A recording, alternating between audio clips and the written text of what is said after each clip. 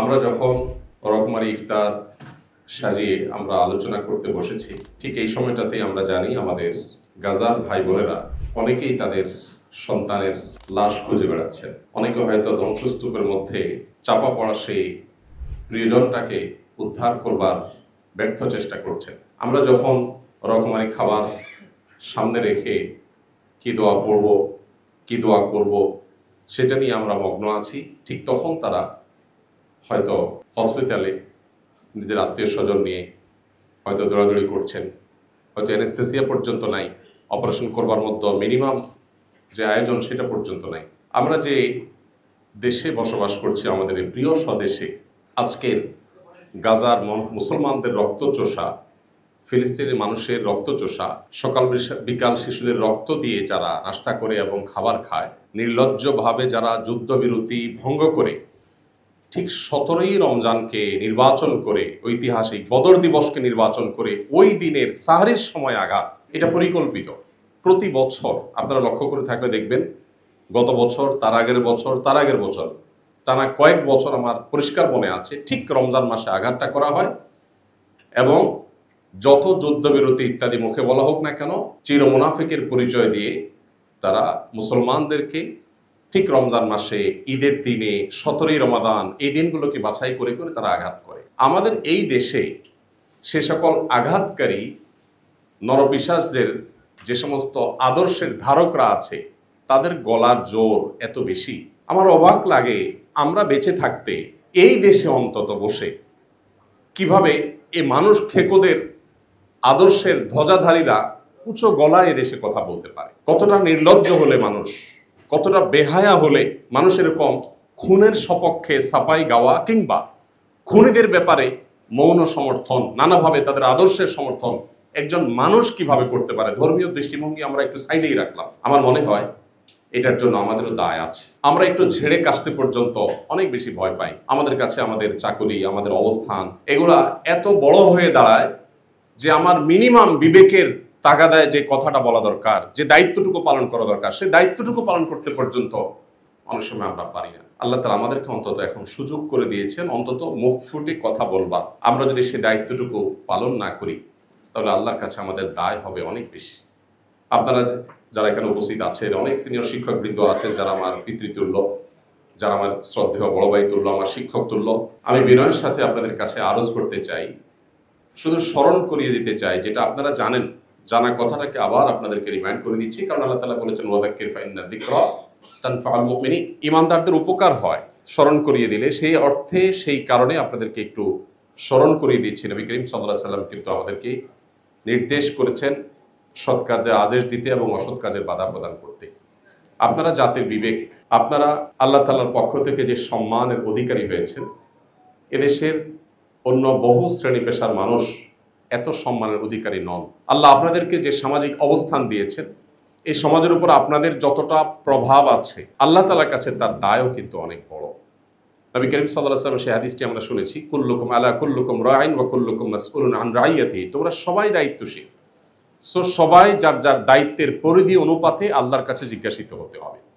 যার দায়িত্ব এর পরিধি যত বড় হবে, যার সামাজিক অবস্থান যত বড় হবে, আল্লাহর কাছে তার জবাবদিহিতাটাও তত বড় হবে।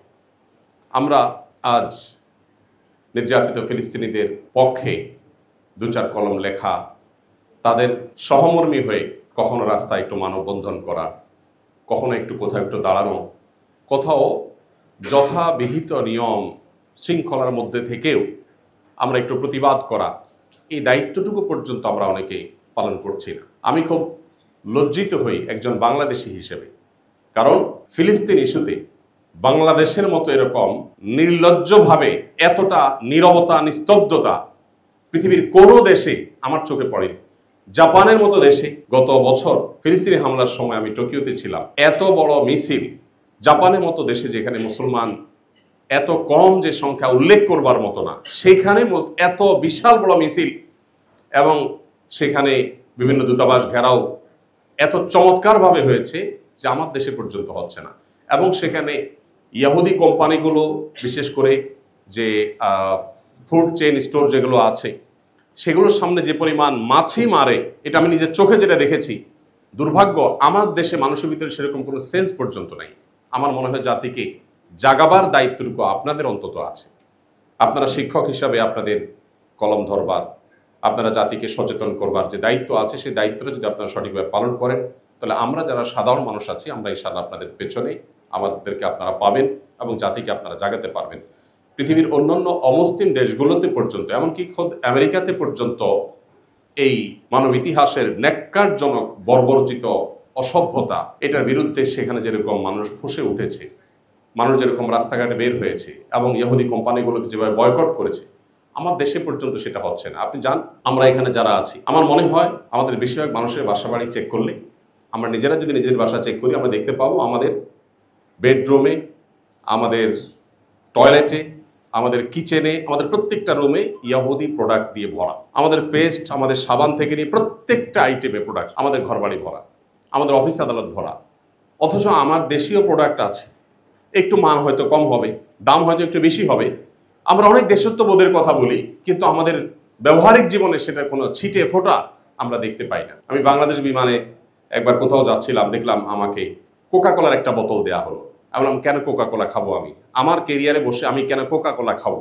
আমার দেশীয় ড্রিঙ্কস নাই, কেন আপনি সেটা দিবেন না? পরে আমি বললাম, এটা আমি প্রতিবাদ স্বরূপ খেলাম না, আপনি এটা নিয়ে যান, আমাকে সাদা পানি দেন। তো আমাদের দেশে এই কথাগুলো আপনাদের মুখ থেকে উঠে আসা দরকার। আপনাদেরকে বলতে হবে, শ্রদ্ধেয় শিক্ষকবৃন্দ, আপনারা যদি সৎ কাজের আদেশ এবং অসৎ কাজে বাধা প্রদান করার এই যে মহান দায়িত্ব আছে, এই দায়িত্বটুকু আপনারা যদি আদায় করেন, তাহলে সেক্ষেত্রে আজ মানবতার সবক দেওয়া মানুষগুলো, যারা আমাদেরকে সকাল বিকাল মানবতার সবক দেয়, তাদের মানবতার আসল রূপ কি সেটা আমরা প্রতিনিয়ত দেখতে পাই। পশ্চিমে ইউরোপের প্রত্যেকটা দেশে গেলে দেখা যায়, যারা আমাদেরকে সারাদিন সংখ্যালঘু অধিকার বলতে বলতে বলতে বলতে মুখ দিয়ে ফেনা ছুটায়, তারাই শুধুমাত্র মুসলিম হওয়ার কারণে অহেতুক প্রত্যেকটা মানুষকে হ্যারাসমেন্ট করে, প্রত্যেকটা দেশে অলমোস্ট। তো তাদের ভালো মানুষের এই যে মুখোশটা আছে, এটা সরাবার দায়িত্ব আমাদের। মানুষের কাছে প্রকৃত চিত্র তুলে ধরার দায়িত্ব আমাদের। আমাদের দেশীয় পরিসরে আমরা দেখেছি দীর্ঘদিন পর্যন্ত ইসলামের উপরে আঘাত করা হচ্ছে। এদেশে মুসলমানরা সংখ্যায় মেজরিটি হলেও আমরা কালচারালি মাইনরিটি। আমাদেরকে সাংস্কৃতিকভাবে সংখ্যালঘু করে রাখা হয়েছে।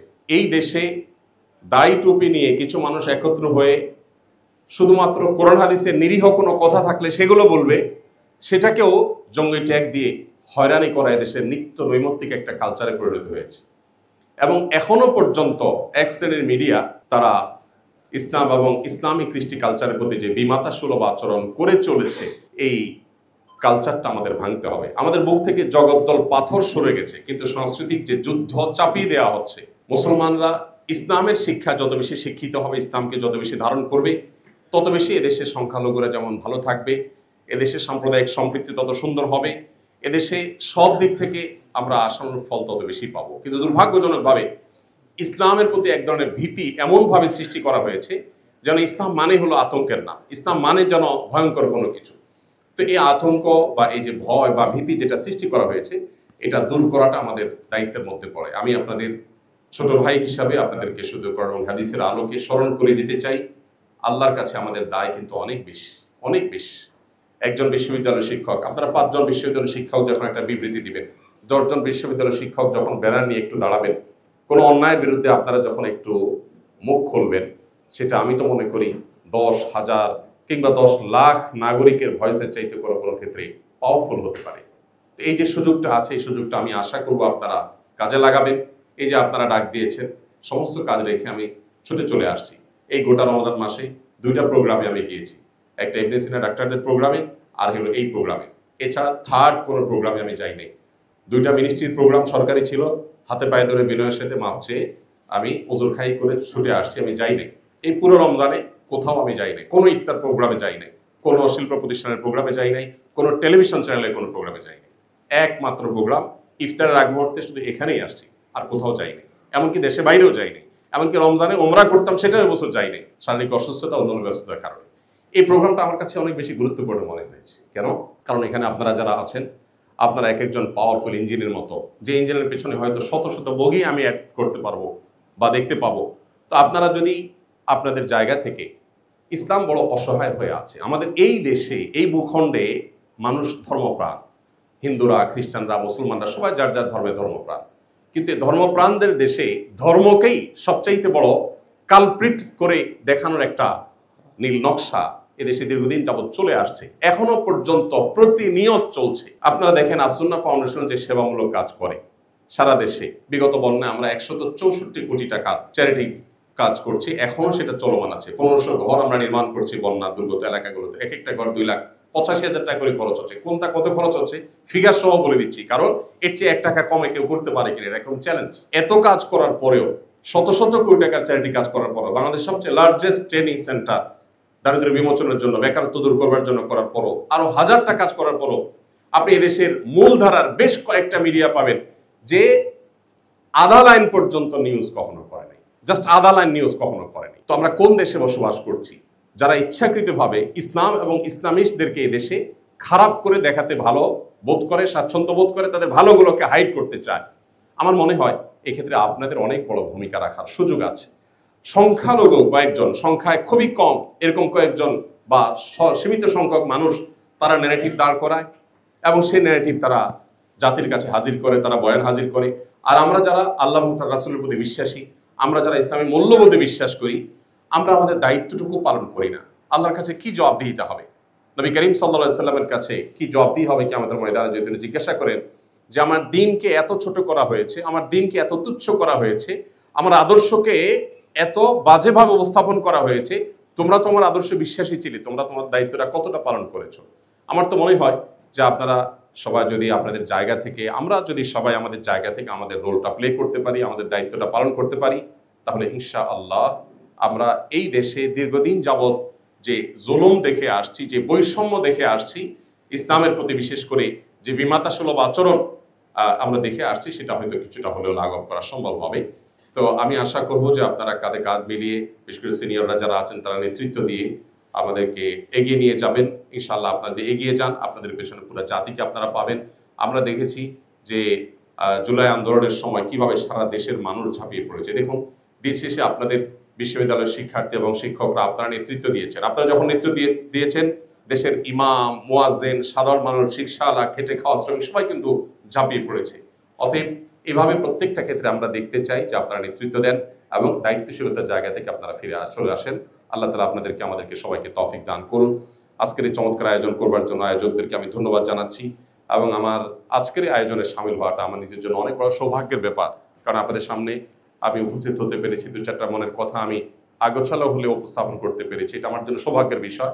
ফিলিস্তিন ইস্যুতে আমাদের যেরকম বিশেষভাবে ভয়েস রেজ করা দরকার, আমাদের প্রতিবাদ মিছিল হওয়া দরকার। এদেশে একটা প্রতিবাদ মিছিল গত এই 2-3 বছরেও ফিলিস্তিন ইস্যুতে এত গণহত্যা হলো, সেখানে চোখে পড়ার মতো বা আন্তর্জাতিক মিডিয়ায় আসার মতো একটা বড় মিছিল এখনো পর্যন্ত হয়নি। বিভিন্ন ইসলামী নেতৃবৃন্দের সাথে আলাপ করেছি যে জুমার পরে অন্তত তারা একটা মিছিল বাইতুল মুকাররম থেকে একটা ঐতিহাসিক বড় ধরনের করে মিছিল করতে পারেন কিনা। তো অনুরোধ করেছি, অনেকে চেষ্টা করেছি, দেখা যাক কি দাঁড়ায়। তো আমরা আমাদের জায়গা থেকে অন্তত, আপনারা বিশ্ববিদ্যালয়ের শিক্ষকরা যদি আপনারা একটু দাঁড়ান কোথাও, আপনারা আপনাদের মতো করে দাঁড়ালেন, আপনারা 100 জন 101 জন বিশ্ববিদ্যালয়ের শিক্ষক যদি একটু বিবৃতি দেন, আমাদের মেয়েরা যখন একটু পর্দার জন্য হ্যারাসমেন্টের শিকার হয়, দাড়ির জন্য যখন কোনো জায়গায় হ্যারাসমেন্টের শিকার হয়, আমরা যত কথাই বলি না কেন, আপনাদের 10 জন বা 20 জনের একটা বিবৃতি, আপনাদের একটা বক্তব্যের ওজন অনেক বেশি। আমরা দেখি যারা ইসলাম এবং মুসলমানদের প্রতি বিদ্বেষ লালন করে, পান থেকে নুন খসলেই তাদের 101 জনের বিবৃতি দেখি, আমরা 501 জনের বিবৃতি দেখি, নাম সর্বস্ব বিবৃতি আমরা দেখতে পাই। সেখানে আল্লাহর দ্বীনকে ভালোবাসেন, ইসলামী মূল্যবোধকে বিশ্বাস করেন, সেরকম বিশাল বড় জনগোষ্ঠী আমাদের, সেই জনগোষ্ঠীর বেশিরভাগ অংশকে আমরা দেখি তারা চুপ থাকে। আমরা মনে করি ব্যক্তিগত নামাজ রোজা পড়লে বোধহয় আমাদের নাজাত হয়ে যাবে। আমর বিল মারুফ এবং নাহি আনিল মুনকার, সৎ কাজের আদেশ এবং অসৎ কাজের বাধা প্রদান না করলে আল্লাহর কাছে জবাবদিহি করা লাগবে, এই দায়িত্ববোধটা আমাদের অনেকেরই কিন্তু একেবারে স্মরণ নেই। আমি সেটা আমার নিজেকে স্মরণ করিয়ে দিচ্ছি, আপনাদেরকেও স্মরণ করিয়ে দিচ্ছি। আল্লাহ তাআলা আমাদের সবাইকে আমাদের দায়িত্বশীলতার জায়গা থেকে সৎ কাজের আদেশ এবং অসৎ কাজে বাধা প্রদান সর্বশক্তি দিয়ে আমাদের সামর্থ্যের মধ্যে থেকে আল্লাহ তাআলা আদায় করার তৌফিক দান করুন। আল্লাহ আমাদের প্রিয় স্বদেশকে ভালো রাখুন গাজার মুসলমানদের এবং তাদের উপর যে অভিশপ্তরা আজ এই বর্বরচিত হামলা চালাচ্ছে, আল্লাহ রাব্বুল আলামিন এই অভিশপ্তদের প্রতি আল্লাহর অভিশাপ বর্ষণের দৃশ্য আমাদেরকে দেখে যাওয়ার তৌফিক দান করুন। আস-সুন্নাহ ফাউন্ডেশন, উম্মার স্বার্থে সুন্নাহর সাথে।